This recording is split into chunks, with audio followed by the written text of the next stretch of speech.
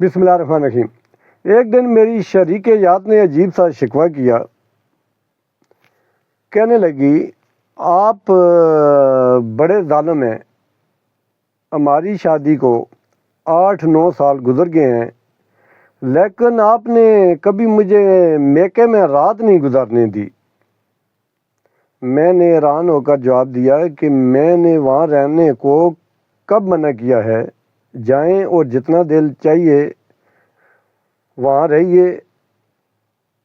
وہ خوشی سے بولی اور کہا ٹھیک ہے، پھر میں اگلے 2 دن میکے میں ہی رہوں گی، لیکن آپ کو ناشتہ اور آفس کی تیاری، دوپہر اور رات کا کھانا کون بنا کے دے گا؟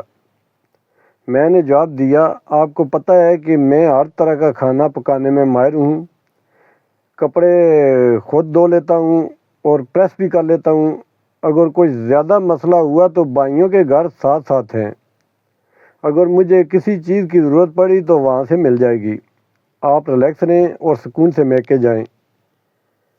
کچھ متفکر نظر آتے ہوئے بولی چلیں ٹھیک ہے۔ کچھ ضروری ہدایات کے بعد وہ میکے چلی گئی۔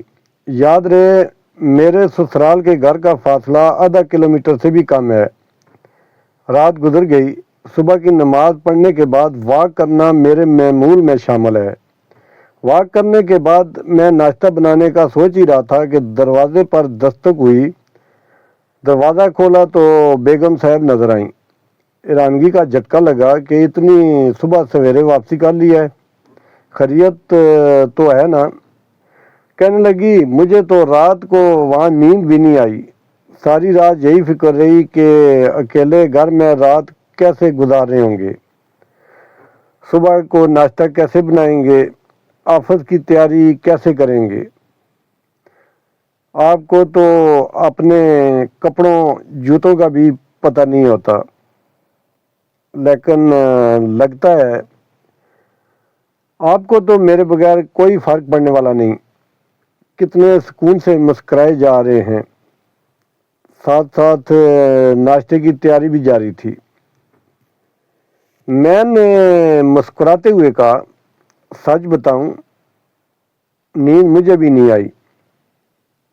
میرا ماننا ہے کہ عورت سے سچی محبت صرف اس کا شوہر ہی کر سکتا ہے، اور مرد سے سچی محبت صرف اس کی بیوی ہی کر سکتی ہے۔